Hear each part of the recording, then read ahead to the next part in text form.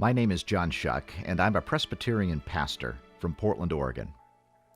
In October 2018, I visited one of the holiest cities on planet Earth, Karbala, Iraq.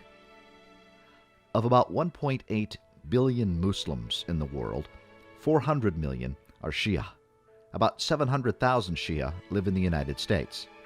There are about a half dozen mosques or masjids in the Portland metro. Only one of them is a Shia masjid. It's the only Shia masjid in Oregon. It's across the street from the congregation I serve on Denny and Hall in Beaverton. It is called the Islamic Center of Portland, the Imam Mahdi Center.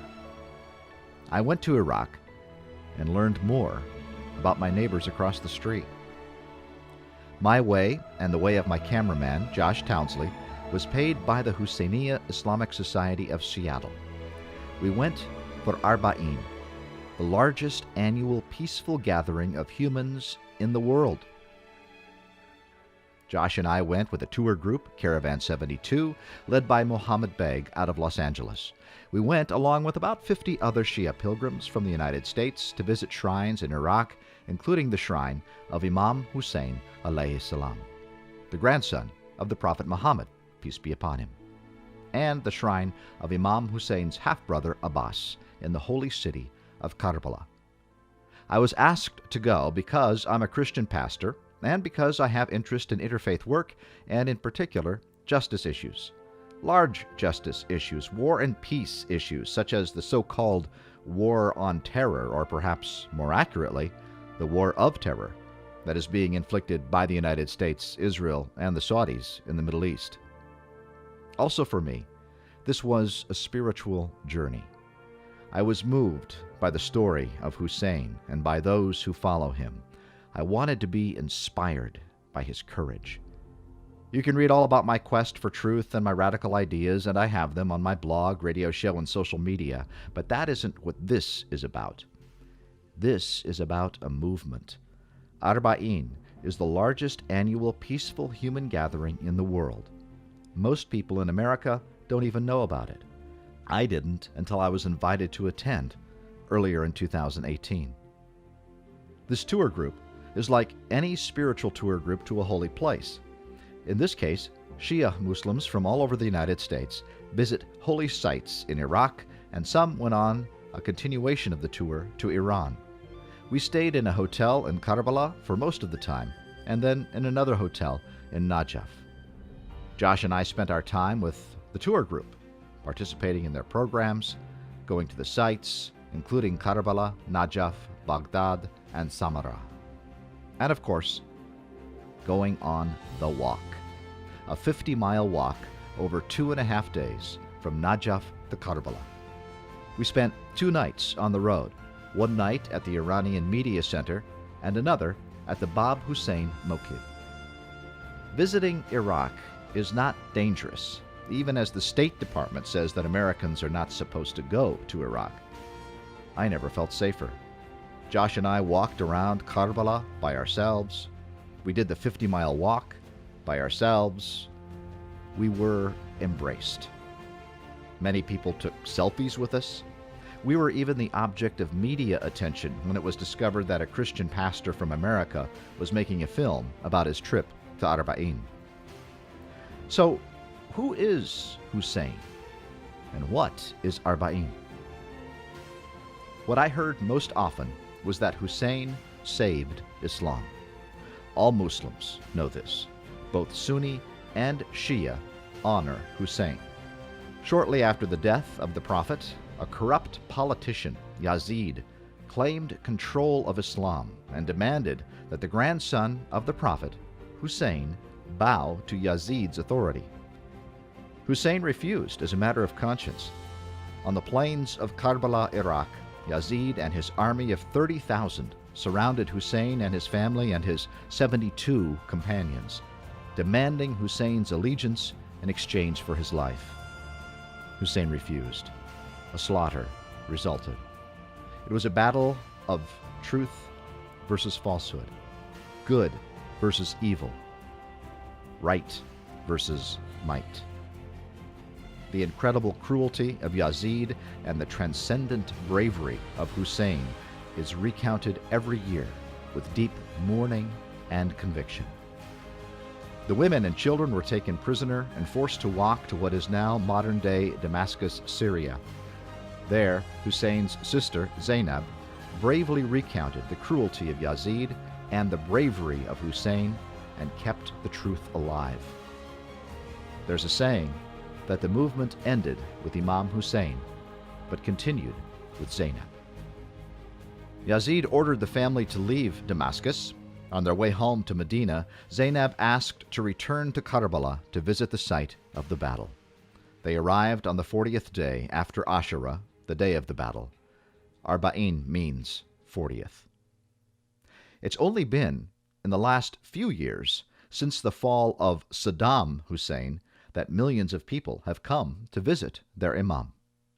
Our gathering that you see of millions actually started after the demise of Saddam. Why? Because the Shias have been oppressed throughout centuries. They have been oppressed.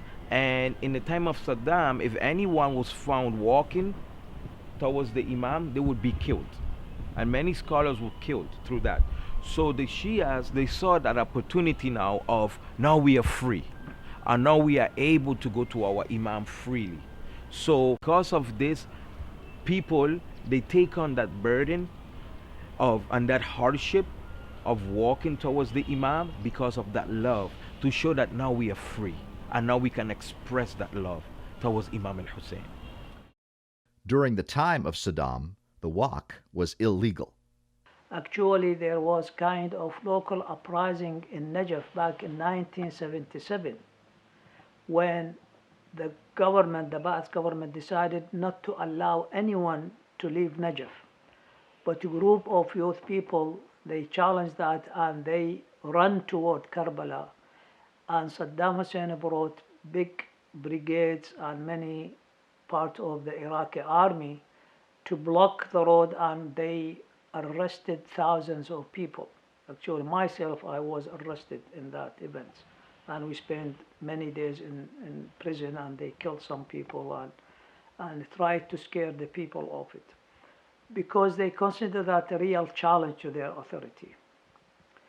And this is when they started not to allow any people to walk. But that did not stop people to go walking, but it wasn't as such public event. People would sneak in the night and go walk, or people will go not walking through the main roads, that's what you witness, which is the main road between Karbala and Najaf. They would go through the back doors, within the rural area, so the government will not detect them. But now people come from over 60 countries, some walking hundreds of miles. This walk that's happening right now is a new phenomenon. And it didn't start by any planning. No one planned it. It's just that after years of subjugation under Saddam, people were not even allowed to mourn and cry. No one was allowed to come here to even show their love. So after years of subjugation, when freedom was found, it just happened that people, when Arba'in came around, they just felt that, you know what, I'm just going to go. They left their homes and started walking. They didn't want to take a bus or anything, they just started walking. How would someone understand it? Like, for example, in a very crass example, I'll give you like Forrest Gump starts running, There's no reason, just felt like it. And you just feel like that, I want to do this, that's it. The passion came in and you just walked. And you just came and you made yourself available, and then just grew from there. It grew. So it's something that is new and it's just naturally there. We don't know, and there is no one who made the plan that, okay, you know what, this is written in religion that we have to do this. It wasn't like that. It just came about, and how it came about, the wisdom, what's the divine intervention in that, I don't know. No one knows yet. We are still trying to figure it out, but all we know is that we are enthralled in the passion of the moment. That's it. The walk to Arba'in is a time of mourning. The entire walk is a constant prayer. Poetry that recounts the sacrifice of Hussein for Islam and for all humanity is recited in Arabic, Urdu, Farsi, and many other languages. Often, this mourning includes a rhythmic beating of the chest called matam.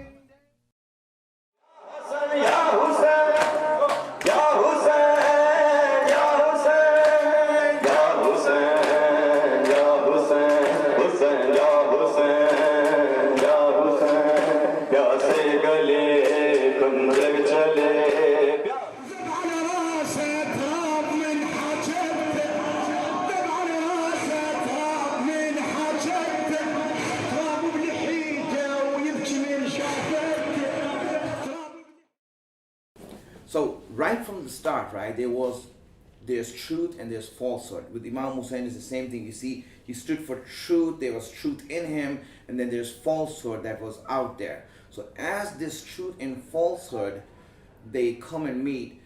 Falsehood on that day of Ashura, the army there on Ashura, when they killed Imam Hussein and they captured his family, they started beating drums of victory. And they proclaimed to the world that they won and Hussein has lost. And that was more hurtful for the family of Hussein than even his death. The fact that they proclaimed victory. They beat the drums of victory. But divine decree would have it such that after that day, until the day of judgment, that the drums of victory are going to beat. And these are the drums of victory of Hussein. We are claiming to the world that truth has won. And we are making noise too, so the whole world can listen to that noise and that beat and know that this is truth that will always win. All along the road between Najaf and Karbala are mokibs. They provide rest, relaxation, food, and my favorite, Iraqi chai, strong and sweet. The people of Iraq are the hosts. They save up for the year to provide comfort and hospitality to those who are visiting Imam Hussein. On the first night, we stayed at the Iranian Media Center. 2 people gave up their cots for us. We spoke with an Iranian filmmaker. He told us the story of Ali Asghar, the 6th-month child of Imam Hussein. The 6 months boy was the son of Imam Hussein with the name of Ali Asghar. That in the battle of Ashura, or the day of Ashura, Imam Hussein told the enemies and put the Ali Asghar on his son like this, and told the enemies, he is 6 months, he is thirsty. If you have war with us, he is children. But what happened? Someone put the Ali Asghar neck and kill him. Very simple. In these days, you can see the same killing of like this story where? In Israel, in Yemen, in Syria, some years ago in Iraq, here, like near in this road. We can find something with these stories. Justice. That is the main takeaway from all of this. The courage to stand with the oppressed against the powerful. To take a stand for truth. To take a stand for justice. To take a stand that requires sacrifice. That is the essence of Imam Hussein alayhi salam and true Islam and true humanity. On the walk between Najaf and Karbala are pillars every 50 meters. On each pillar is a poster of a martyr, a young man who lost his life fighting ISIS. Along the poles from pole number 1 all the way to pole 1400, you will see pictures of martyrs we call shuhada. These are actually people who, regular people, not army trained, who actually rose up when they heard the verdict to go and defend. All of those pictures are innocent young kids who have left behind wives, have left behind kids, and they rose up so that they can go and defend the shrines of the Imam. They can defend their country, and so that's their day. They give their life so that we are able today to be able to come visit the Imam, be able to go to Karbala, be able to go to Samara. Sheikh Hani, he's like one of the bravest guys I have met. I met Sheikh Hani from 2013. He actually was one of my Arabic grammar teachers. Very brave. He always had a problem with Wahhabis because he's from an area in Baghdad where a lot of his family members have been killed through explosions. So he always had this I would say bravery of always going and fighting off these enemies. So when he had the opportunity to go and fight, he didn't look back. He told us in class that, you know what, I'm leaving tomorrow and I will not come back. And I remember seeing him a week, 3 days before he died. I saw him and subhanallah, I saw him and we hugged and he said, I'm going back, and he never came back. This 50-mile walk from Najaf to Karbala is not easy. It is wall to wall, people in the desert heat. But walking does offer time for reflection.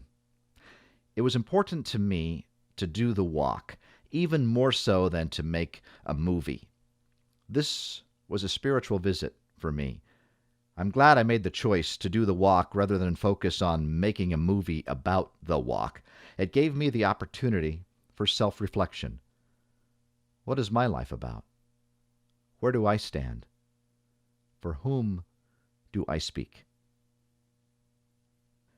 I met a man from India, and we walked together for about 90 minutes.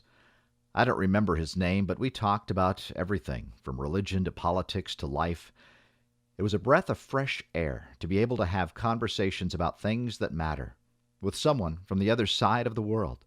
It was one of many gifts I received on this road to Karbala. As we have been making this walk, continuously we have been thinking that, or looking around, that everyone is walking in one direction, which is towards Karbala, which is towards Imam Hussein. And I think it's very symbolic and metaphorical that even in our lives, the duration that we are in this world, we all need to be walking in one direction, which is, in our belief, which is Najat, which is to be free of this world and be with Imam Hussein and all the Ahl Bayt and all the prophets, and be with God. And the way to do that is to have that singular focus in one direction towards the truth, towards even in the Quran, which says that you be on the right path, be on the righteous path. And this feels like that's what we are on. We are on this righteous path. Everyone is moving in that same direction. Everyone has this dedication. Everyone has this intense love for Imam Hussein, which is drawing them all. We saw young and old and people who can't walk, they don't have shoes. Doesn't matter. They're all going there. There's some kind of love which is drawing them in. On the second night, we stayed at the Bab Hussain Mochi. Again, 2 people gave up their mats for us. This is a huge mokhib with sleeping accommodations for 4,500 people. Karbala, Iraq, is not a wealthy city. The electricity goes off and on. The water is bottled. Yet, the city receives 15 million people during a 2-week period. It's as if the streets themselves expand. You know, when the companions of Jesus came to him and they wanted to see a sign, and they said, show us a sign, and the sign was the table spread, the Last Supper we call it, and from a piece of bread he was able to feed how many people. We see it here, the same thing. The same thing here. You will see that these people throughout the year don't got nothing. And even myself, I ask myself this question: how, when it comes to Arba'in, how can these people host 40 million, 30 million people? Like you said, the sewage is bad, the roads are bad, I mean, the infrastructure is bad, but you will see that in this walk, this 2 weeks or week of people coming here, you will see that everything is free. They give their houses, they give every little thing that they got, they give it. How? It's a miracle from God. This is something that is unexplainable, just like the table spread, and I mean, this is something that buzzes my head every time, just thinking how many animals they killed, how many food they give, how many water they give, and then you will see after Arba'in they go back to suffering. But when it comes to Arba'in, it's like you will think that everybody in Iraq is rich. You don't make the visitation, the ziyarat, without an invitation. It is important that the Imam invites you and that the Imam grants permission. So all of the visitors, all 15 million plus, are believed to have been invited. No visitor is unwelcome. No visitor is anything less than a blessed beloved of Allah. Of course you feed them. Of course you shelter them. Of course you care for their needs. You love them because they are on a divine mission, a sacred journey in which they will be blessed, be a blessing to the world, and you will have a part in that. Not because there's anything extra special about you, but because, inshallah, you do it for the love of Hussein alayhi salam. The people of Iraq know this. Whether you are making the ziyarat or serving those who do, it is a divine interplay, an unchoreographed dance of love. But lest we get caught up in the romance of it, let us remember, who is this Imam who invites visitors from all over the entire world? Imam Hussein alayhi salam refused to submit to the authority of Yazid, who he believed to be unjust. Hussein refused to allow Islam to be directed by tyrants with small minds and large greed. His brutal slaughter and the slaughter of his 72 companions on the plains of Karbala 1400 years ago was a tragedy of cosmic significance. But it was something else. It is a victory. It is a tragedy that repeats itself all over the world, and it is a victory in the hearts of those who will not allow that tragedy to be the final word on the matter. The invitation to visit Hussein alayhi salam is the invitation from his own lips. As the battle ended and Hussein faced his own end, he called out to the world, to future generations, "Is there anyone who will help me?" The response is from any in the world, regardless of religion or culture or language. Labbaik, Ya Hussein. Here I am, Hussein. لبيك يا حسين لبيك يا حسين لبيك يا حسين لبيك يا حسين. Hussein is the name of justice. Hussein is the name of sacrifice. Hussein is the name of braveness. Hussein is our symbol. Hussein is our passion. Hussein is our love. Labbaik, Ya Hussein. Here I am, Hussein, can mean so many things in a world that is soaked in the blood of injustice. It can mean that I will bear witness to what I think is true, what I think is just, what I think is good, even if it means I will have to give up my own life. I will fight the Yazids of the world on behalf of the poor, even if the odds are 30,000 to 72. Inshallah. There's a phrase that we hear from the story as we grow up, and it's every day is Ashura and every land is Karbala. And I think that is one of the most powerful reminders for how timeless this story actually is. It's reminding us that every day is Ashura, so Ashura is being the day that Imam Hussein was killed. every single day there are people losing their lives or facing oppression in one way or another. And every land is Karbala. It's happening everywhere in the world, even here in Portland, in the United States, in the developed countries. There's oppression happening everywhere and in every single generation. I don't want to leave with a false impression. I was embraced, but that should not be mistaken for, it's all good. It's not all good. The United States has rained destruction and death on Iraq. Millions in Iraq, Afghanistan, Yemen, Syria, Libya, Palestine have died and are still dying because of the United States and its misguided foreign policy and its support of Saudi Arabia and Israel. War drums continue to beat against Iran for no good reason. I came as an ambassador. I hope others will come.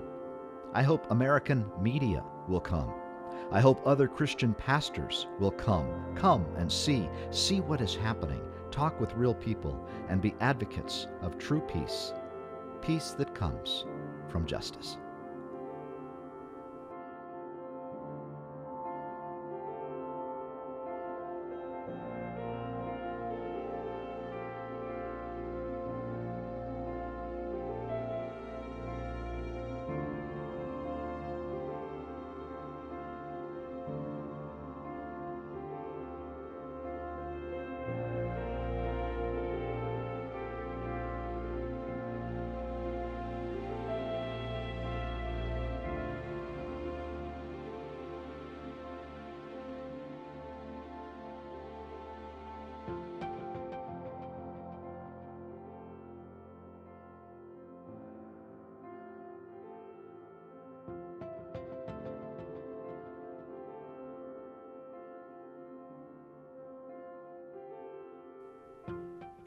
The most emotional moment for me was when I was able to swim through the bodies to touch the lattice work that is above the grave of Imam Hussein alayhi salam.